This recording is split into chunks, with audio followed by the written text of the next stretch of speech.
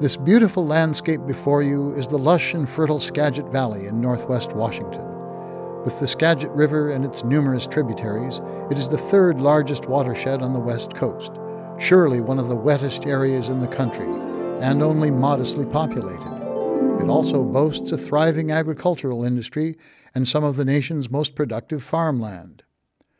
Suppose we were to tell you a story about developers spoiling a pristine landscape like this, building houses without regard for the environmental consequences, and that their homes were using too much water and destroying habitat for salmon.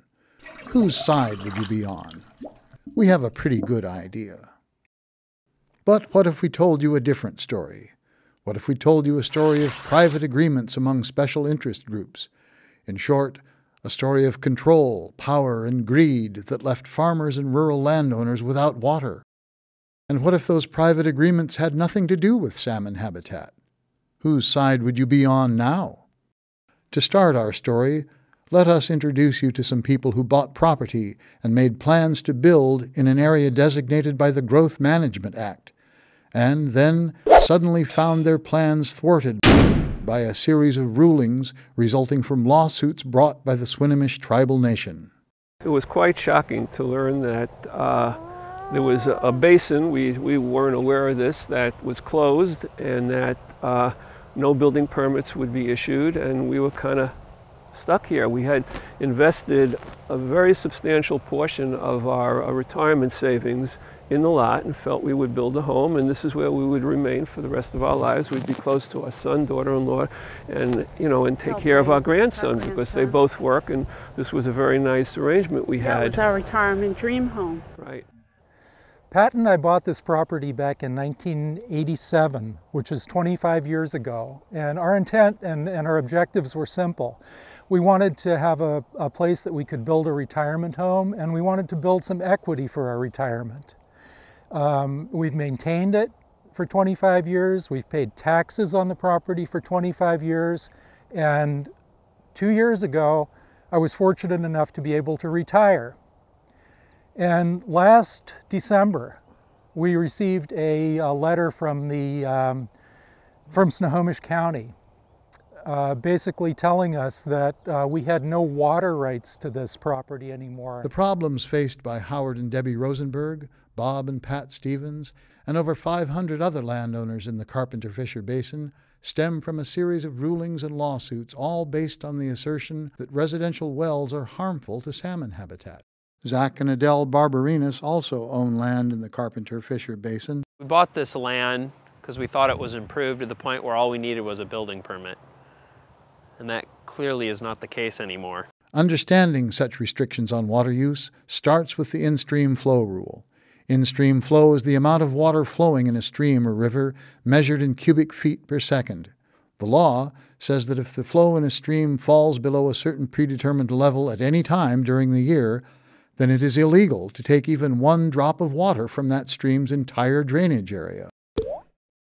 But what happens if the initial level is set arbitrarily high? Set a precedent that is never met, or often never met, even in the wettest time of the year, it's going to fail. And that failure triggers a building moratorium.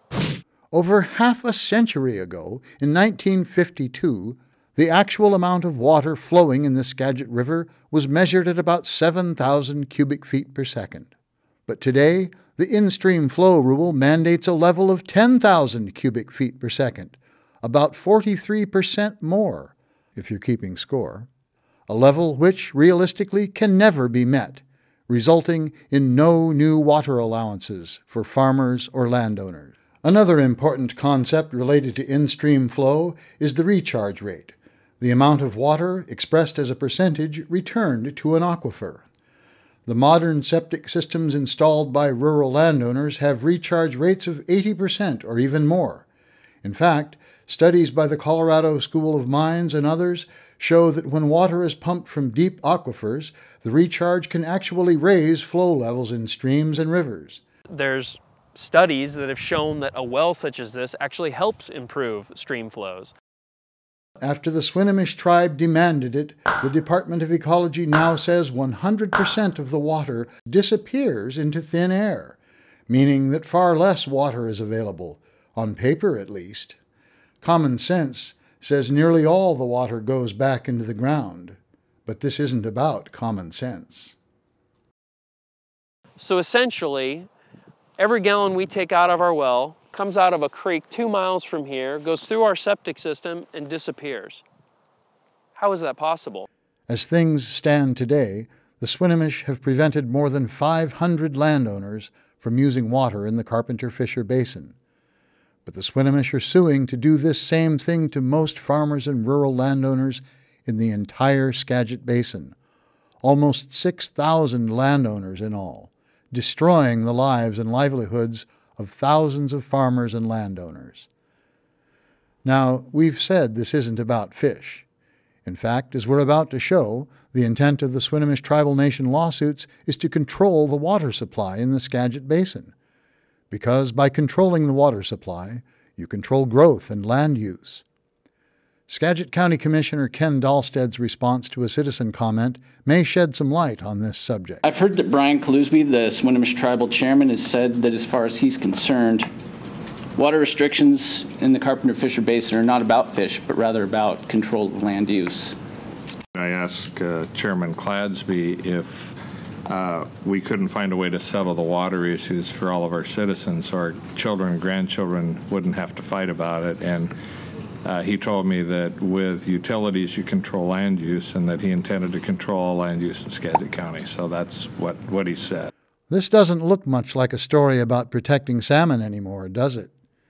It looks more like the story of an attempt to control the water supply in the Skagit Basin. In effect, to control the valley's economic and political future. If the issue were really about in-stream flow levels, why wouldn't Chairman Cladsby and the Swinomish Tribal Nation object to the proposed Tethys water bottling plant in Anacortes? Perhaps because if you have a plan to sell the water, you can make lots of money. Suppose these 5 buckets represent 25,000 gallons of water, the total amount that would be used in a day by all 500-plus Carpenter-Fisher Basin landowners. Remember that at least 50% of that water, and realistically upward of 80%, will go back into the system, recharging the aquifer. Now, let's compare that to the amount that would be used daily by Tethys, 5 million gallons of water per day.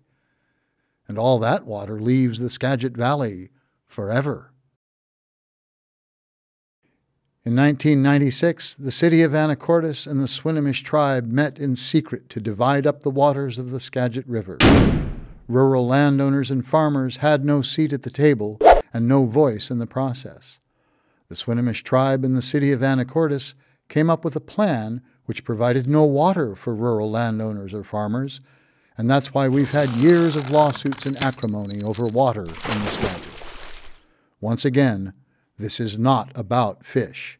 It's about control, power, and greed. Adding irony and insult to injury, the people who took away our water want to sell it back to us in trucks, and they want to sell huge quantities of it to private interests. We live in one of the wettest, least populated places in the Pacific Northwest, with the 3rd largest river on the west coast. We are also one of the most environmentally progressive communities in the country, leading the nation in protecting our farmland and forest land from development. We can balance the needs of fish and farming and landowners, but we have to be fair with each other and acknowledge that we're all part of a community with a mutual interest in solving this problem. A problem that started with a water plan that didn't even include farmers and rural landowners.